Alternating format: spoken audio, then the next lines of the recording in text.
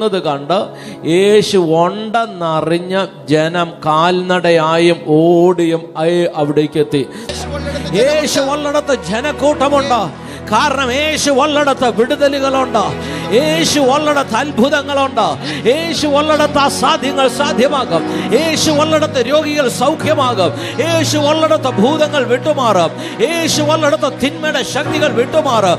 യേശു ഉള്ളിടത്ത് ദുരാത്മാക്കൾ വിട്ടുമാറും. യേശു ഉള്ളിടത്ത് അശുദ്ധാത്മ ശക്തികൾ വിട്ടുമാറും. യേശു ഉള്ളിടത്ത് മാനസാന്തരങ്ങൾ ഉണ്ടാകും.